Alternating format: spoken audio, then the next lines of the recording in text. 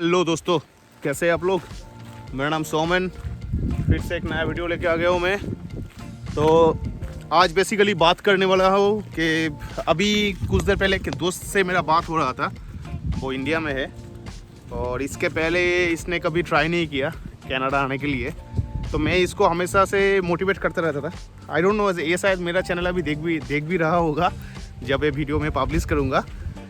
और यस, तुम्हारे बारे में बोल रहा हूँ अगर तुम देख रहे हो तो। बट एनीवे, लेकिन दिस इज़ फॉर एवरीवन। तो मैं इसको बहुत दिनों से मैं कन्विंस करने की कोशिश कर रहा था कि तुम कनाडा आ जाओ, you know, all the pros and cons, जो भी मेरा एक्सपीरियंस है।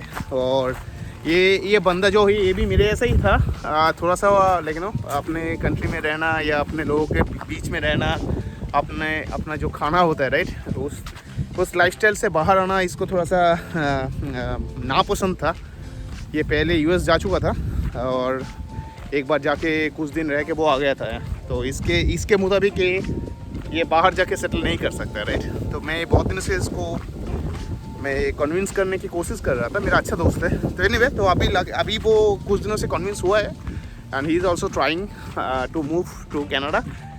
बिकॉज अभी हम देसी लोगों के लिए this is the only country आज के दिन में जहाँ पे आप अभी भी इजीली इमिग्रेट कर सकते हो, अपना करियर बना सकते हो और अपना जो फैमिली है इसको लेके आप बहुत आराम से आप सेटल हो सकते हो, ठीक है। इन फ्यूचर अगर आप अपने पेरेंट्स को भी यहाँ पे लाना चाहते हो तो उसका भी ऑप्शन कनाडा में है, अच्छा खासा है। तो that is the reason. But the problem is, अभी शायद आप लोगों को पता होगा कि एक्सप्रेस एंट्री में थोड़ा सा अभी चेंज हुआ है, राइट। लाइक नो, इन लोगों का जो प्रायोरिटी है थोड़ा सा चेंज हुआ है और अभी एक्सप्रेस एंट्री का जो ड्रॉ होगा वो कैटेगरी बेस्ड होगा, राइट। आई एम श्योर आप लोगों को शायद पता होगा। जिन लोगों को पता नहीं होगा मैं उन लोगों को भी एक्सप्लेन करता हूँ बहुत ही शुद्ध हिंदी में, ताकि सबको समझ में आए कि क्या डिफरेंस है, पहले क्या था अभी क्या है। तो पहले क्या था कि पहले पूरा ही एक्सप्रेस एंट्री का जो फॉर्मूला था that was totally points driven means अगर आप एलिजिबल होते हो एक्सप्रेस एंट्री के लिए, whatever there minimum criteria, कि अगर आप कनाडा के बाहर हो आपको कम से कम 1 साल का वर्क एक्सपीरियंस होना चाहिए आपके ग्राउंड में, आपका IELTS आपका क्लियर होना चाहिए, आपके पास CCA होना चाहिए, then you are eligible for express entry. And then depending on your age, on your education, on your multiple other factors, whether you are single or you are married. If you are married, then your spouse education, your spouse English proficiency, her qualification and profession. So all these things matters towards calculating your points, ठीक है। तो क्या होता था कि देखिए points में advantage है, डिसएडवांटेज भी है। एडवांटेज क्या है? एडवांटेज है कि अगर आप बहुत यंग हो और अगर आप कनाडा में आके पढ़ाई कर चुके हो या कनाडा में आके आप पढ़ाई करने वाले हो या कनाडा का अगर आपके पास एक्सपीरियंस है, देन आप पूरा बाकी लोगों से आप आगे हो जाते हो, राइट। क्योंकि आपका जो पॉइंट्स बनता है वो ज़्यादा बनता है। और एक्सप्रेस एंट्री का पॉइंट्स बेस्ड ड्रॉ मतलब लॉटरी, मतलब लाइक मान लीजिए अगर 10,000 लोग पूल में है जिन लोगों का डिफरेंट पॉइंट्स है, 500 है, 400 है, 300 है, 450 है, तो अगर IRCC मान लीजिए ड्रॉ करता है for first 500 candidate, then they will choose first top 500 candidate, right, with the highest points. That is a point based programme. तो इसमें एडवांटेज जैसे मैंने बोला कि अगर आपका एज कम है, अगर आपका कैनेडियन एडुकेशन है, अगर आपका कैनेडियन वर्क एक्सपीरियंस है, then you have a upper hand, ठीक है, आपको आराम से वो इन्विटेशन मिल जाएगा। लेकिन इसमें डिसएडवांटेज क्या है? डिसएडवांटेज यही है कि ऐसे और भी बहुत सारे लोग, डिजर्विंग लोग हैं, जो लोग अच्छे खासे क्वालिफाइड है, अच्छे खासे एक्सपीरियंसड है, and because of experience in लोगों का एज भी हो गया, जैसे मेरे ऐसे लोग, राइट, इन लोगों का एज भी हो गया, लेकिन बिकॉज ऑफ दैट इन लोगों का पॉइंट्स कम बनता है। तो लेकिन अगर आप देखोगे कि ऐसा बहुत लोग हैं जिन लोगों का, जो लोग शायद देखो डिज़र्व करना तो शायद सही नहीं है, लेकिन मैं बोलूँगा कि ऐसा और भी बहुत सारे लोगों को मौका मिल जाता है पॉइंट बेस में, जो शायद लाइक उस टाइम पे शायद उनको ज़रूरत नहीं है। लेकिन जैसे मान लो जो लोग 35-40 क्रॉस कर गए और ये लोग डेस्परेटली बाहर आना चाह रहे हैं, क्योंकि this is the last phase of their life means of their career, right. अगर मैं अपने आप को बोलूँ कि this is one of the last phase of my career, right, 40 के बाद नेक्स्ट जो 10-20 साल है यही लाइक लास्ट है हम लोगों का, राइट। लेकिन 20 के बाद क्या होता है कि आपके पास टाइम होता है, राइट? आपके करियर को रीबिल्ड करने के लिए आपके पास टाइम होता है, आपको सोचने के लिए टाइम होता है। अगर आपको फर्दर एजुकेशन लेना है आप वो भी कर सकते हो, लेकिन एट द एज ऑफ 40 आपके पास उतना फ्लेक्सिबिलिटी नहीं होता है। तो जो लोग ऐसे सिचुएशन में हैं, पॉइंट बेस्ड सिस्टम में क्या हो रहा है कि ये लोग बहुत दिनों से वेट कर रहे हैं, लेकिन इन लोगों का पॉइंट्स ऑब्वियसली ज़्यादा नहीं है। किसी का 390 है, किसी का 350 है, किसी का 400 है। तो इन लोगों को प्रोविंशियल जो भी प्लान है उसके ऊपर डिपेंड करना पड़ता है। और प्रोविंशियल प्लान कभी कभी होता है, कभी कभी नहीं होता है, राइट? जो भी नॉमिनेशन जो होता है। तो that was the disadvantage for point based system. लेकिन अभी देखिए कैटेगरी बेस्ड, अभी शॉन फ्रेजर जो इन लोगों का इमिग्रेशन मिनिस्टर है, इन्होंने जो अभी अनाउंस किया कि कैटेगरी बेस्ड अभी एक्सप्रेस एंट्री ड्रॉ होगा, दैट इज़, मुझे लगता है ये काफ़ी अच्छा है। क्योंकि ये इसलिए अच्छा है क्योंकि अभी क्या होगा ना, अभी like know the candidates who are more deserving to like know to immigrate to Canada, अभी इन लोगों के पास ज़्यादा मौका जाएगा, ज़्यादा अपॉर्चुनिटी जाएगा। इसके पहले IRCC के पास भी कोई ऑप्शन नहीं था, राइट? IRCC को पता है कि मान लीजिए this person has more qualification, this person has more experience and this person has more capability to like ना contribute in the local community if that person coming to Canada. But because of the point that person उसका number नहीं आ रहा है, वो ranking में पीछे आ रहा है। लेकिन on the flip side other person may be because of age and the qualification and other things like know उसका पॉइंट ज़्यादा है, लेकिन उसका पॉसिबिलिटी भी कम है कि वो आके शायद एक साल रहेगा, उसके बाद वापस चला जाएगा। तो IRCC के पास कोई ऑप्शन नहीं था, राइट? तो अभी शॉन फ्रेजर ने जो लेके आया दैट इज़ वेरी गुड कि अभी कैटेगरी बेस्ड एक्सप्रेस एंट्री, मतलब कनाडा को जिस स्किल की ज़रूरत है अभी उस स्किल के ऊपर बेस्ड करके ये लोग डिसाइड करेगा इन लोगों को कौन लोग चाहिए, ठीक है? अभी बस अगर आपका 500 पॉइंट्स है then there is no guarantee कि आपके पास इन्विटेशन आएगा। लेकिन अगर आपका मान लो 200 points, I am just giving a example, अगर आपका 200 पॉइंट्स बनता है because of age and other factors, then also because of your profession, because of your occupation, आपको शायद अपर हैंड मिल सकता है। क्योंकि अगर आपके कैटेगरी के लोग या आपके प्रोफेशन के लोगों को अगर यहाँ पे लेबर मार्केट नीड्स है तो IRCC will invite you to apply for PR। तो अभी मुझे लगता है कि this is kind of equal opportunity in the sense like you know, अगर आपको कनाडा आना है, IRCC ने ऑलरेडी डिक्लेयर कर दिया कौन कौन सा स्किल है, कौन कौन सा प्रोफेशन में इन लोगों को लोग चाहिए। You can develop your skill, right?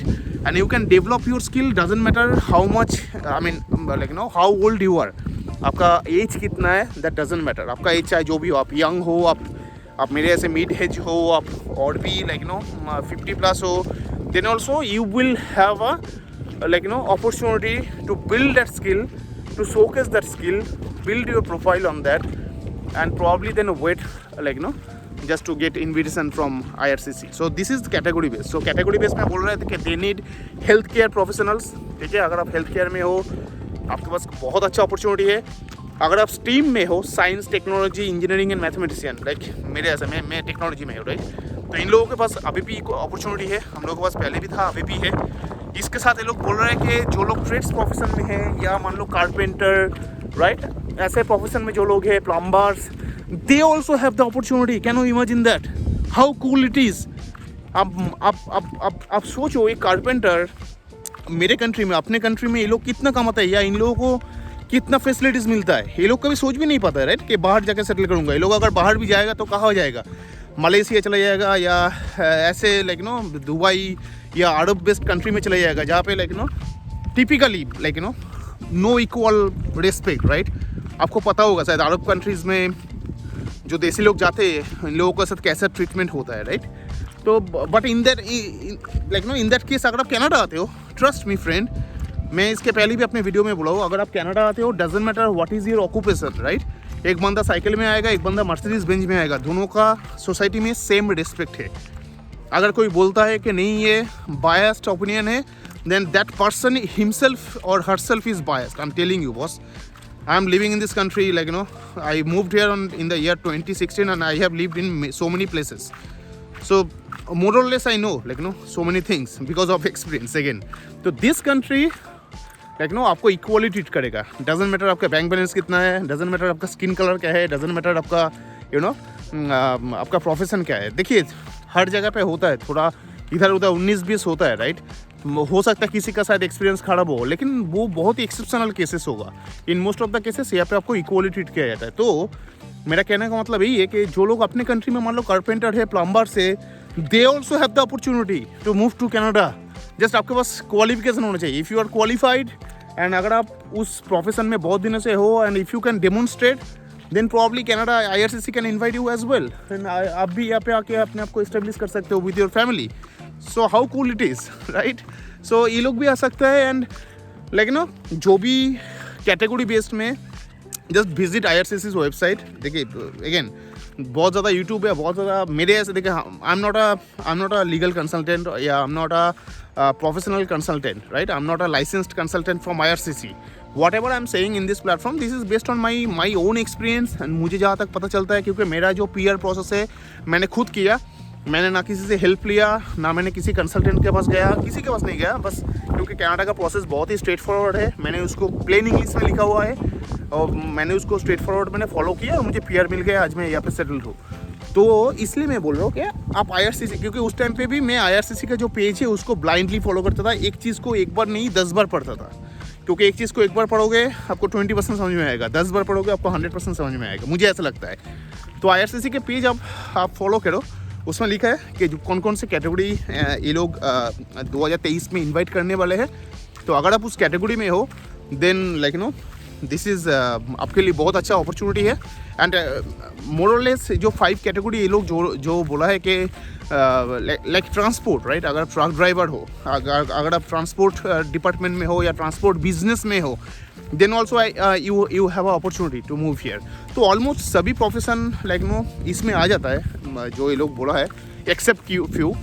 तो so this is a good opportunity for you guys. मैं इसलिए फिर से बोल रहा हूँ, स्पेशली अगर आप कंप्यूटर इंजीनियर में हो या लाइक नो IT सेक्टर में हो, IT में अगर आप काम करते हो, और अगर आप मेरे ऐसे थे कि 40 के बाद, आई am not 48 but I am just telling कि 40 के बाद या 50 के बाद आपका एक्सपेंसिव पॉइंट्स बहुत कम बन रहा था एंड आपको इन्विटेशन नहीं मिल रहा था। सो इन दैट केस अगर आप देखोगे दिस कैटेगरी बेस्ड जो भी चेंजेस IRCC कर रहा है, दिस इज़ लाइक नो ये बहुत ही अच्छा है आप लोगों के लिए, राइट? क्योंकि अगर आपका 200-250 पॉइंट्स भी है एंड अगर आप इस प्रोफेशन में हो और अगर आपका एक्सपीरियंस, अगेन अगर आपका एक्सपीरियंस है, देन आप वेल डिजर्विंग हो यहाँ पे आने के लिए। तो इन दैट केस जो जिसका 500 पॉइंट्स है एंड मान लो जो किसी दूसरे प्रोफेशन में है, राइट? तो उसको इन्विटेशन नहीं मिलेगा। आपका 250 पॉइंट्स है, लेकिन because of your skill, because of your profession आपको इन्विटेशन मिलेगा। So that is, I think that is more pros, right? मुझे ऐसा लगता है, मैं तो बहुत एक्साइटेड हूँ। मतलब मुझे जब एक खबर मिला और जब मैंने ये न्यूज़ पढ़ा कि IRCC ये चेंज लेके आ रहा है and this category based like know they are going to focus on category based on labour market needs, right? और एक बात है, अगर फ्रेंच थोड़ा बहुत अगर आपको आता है, देखिए कनाडा में क्या है कि कनाडा में 2 ऑफिशियल लैंग्वेज है, इंग्लिश एंड फ्रेंच। आपके पास गवर्नमेंट से अगर कोई भी लेटर आता है या कोई भी कम्युनिकेशन होता है, तो आपके पास जो कम्युनिकेशन आएगा वो 2 लैंग्वेज में आएगा, वो इंग्लिश में भी आएगा, फ्रेंच में भी आएगा, ठीक है? इंग्लिश तो आपको पता है, आई नो, बट अगर फ्रेंच थोड़ा बहुत अगर आप अपने आप को कर सकते हो, ब्रश अप कर सकते हो या थोड़ा सा अगर आप सीख सकते हो, अगेन अगर आपका फोकस, अगर आपका मोटो कनाडा में मूव करना है, इमिग्रेट करना है, एंड देन अगर आपने सब कुछ कर लिया और अभी और कुछ करने को नहीं है देन वेटिंग, तो मैं बोलूँगा इस वेटिंग टाइम पे अगर हो सके थोड़ा सा फ्रेंच सीख लो आज, क्योंकि आज के दिन में आई नो लाइक नो नया लैंग्वेज सीखना इतना ईजी नहीं है, but what I would say like know give it a try, थोड़ा सा ट्राई कीजिए, क्योंकि आज के दिन में इतना ज़्यादा प्लेटफॉर्म्स अवेलेबल है हम लोगों के पास, ऑनलाइन लर्निंग इतना अवेलेबल है कि आप अपने घर में अपने कंफर्ट जोन में बैठ के 1 घंटे भी अगर हर रोज़ देते हो, तो शायद हो सकता है कि इसके लिए आप जो इनपुट दे रहे हो इसका अगेंस्ट में आपको आउटपुट कभी ना कभी मिल जाएगा। तो that is my suggestion, right? अगर आप वेट कर रहे हो, everything you have done, your EC is done, you have done like excellent in IELTS and whatever professionally you are doing that. After that also, if you want to do more, like just to gain more points or just to आप top ranking में रहने के लिए, based on for this category based programme के लिए, तो हो सके तो फ्रेंच भी सीखो, क्योंकि इस कैटेगरी बेस्ड प्रोग्राम में शॉन फ्रेजर ने ये भी बोला कि they will focus on French speaking people also, जिसको थोड़ा सा भी फ्रेंच आता है, that would be a well advantage और गुड एडवांटेज फॉर देम, ठीक है? क्योंकि एज पर शॉन फ्रेजर जो इंटरव्यू इन्होंने जो दिया था, इनके मुताबिक ये कैटेगरी बेस्ड प्रोग्राम इसीलिए लाया गया क्योंकि जहाँ पर भी ये लोग विजिट करता है, I mean that immigration minister right, तो उनको हर कोई यही बोलता है कि हम लोगों को लोग नहीं मिल रहा है यहाँ पे काम करने के लिए, बहुत लेबर शॉर्टेज है।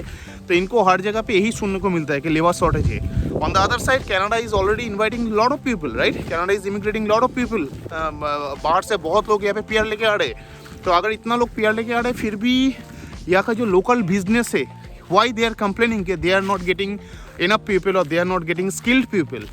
That's where this idea came up, like वही पे इन लोगों को ये आइडिया ट्रिगर किया कि let's invite only those people who are needed in Canadian market, and that's why they are separating, or they have created this category based program.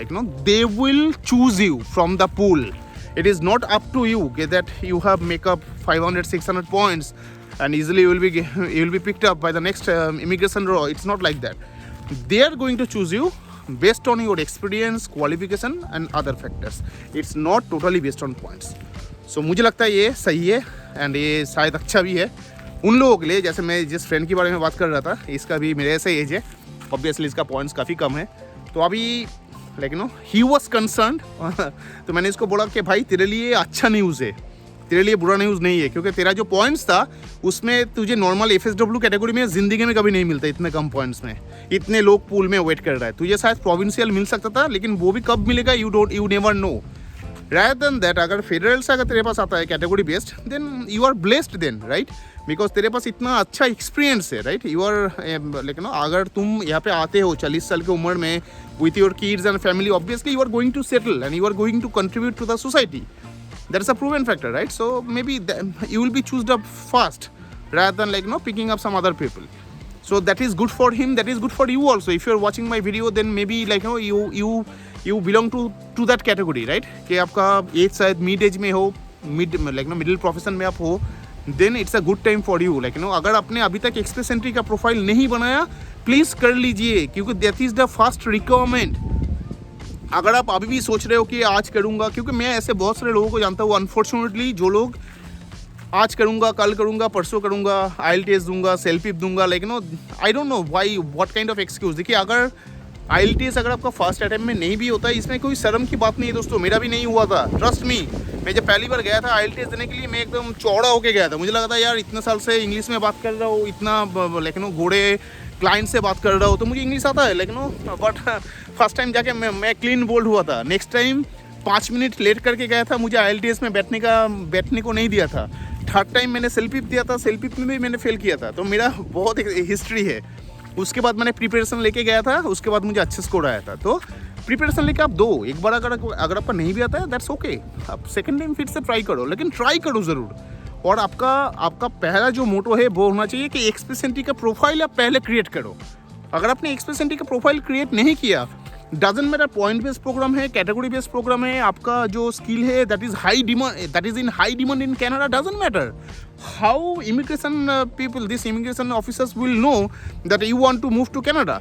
पहले आपको अपने आप को दिखाना है कि boss I am ready to move to Canada, and वो दिखाने का जगह ही है एक्सप्रेस एंट्री का प्रोफाइल बनाना। उसके लिए कोई पैसा इन्वेस्ट नहीं होता है, right. IRCC is not asking you to create a profile by investing some lump sum amount. IRCC is not asking you for invest anything, right? कोई पैसा इन्वेस्ट करने की जरूरत नहीं, बस आपको आपका जो प्रोफाइल है आपको फ्री रजिस्ट्रेशन करना है। लेकिन उस प्रोफाइल को एलिजिबल होने के लिए एक्सप्रेस एंट्री में आपके पास EC है, आपका जो एजुकेशन है वो एज पर कैनेडियन स्टैंडर्ड वो इवेलुएट होना चाहिए, एंड आपका जो लैंग्वेज स्किल है, आपको इंग्लिश आता है, दैट्स इट। जो मिनिमम जो कैनेडियन लैंग्वेज बेंचमार्क है वो उसको आपको पास करना है। अगर आपका पास ये दो है, then you are eligible to move to Canada. आप अपना एक्सप्रेस एंट्री का प्रोफाइल पहले क्रिएट कीजिए। Okay, so anyway, so that's it for today. अगर कुछ क्वेश्चन है आप लोगों को इसके ऊपर, आप लोग मुझे पूछ सकते हो। एंड अगर आप लोग मेरे चैनल में नए हो, please do subscribe my channel, क्योंकि ऐसे और भी बहुत सारा वीडियोज़ में लेके हर रोज़ आता हूँ। Not only immigration, everything about Canada, that is the whole purpose of my platform, और मेरा जो भी ब्लॉग है। तो जुड़े रहिए and please do subscribe. Thank you.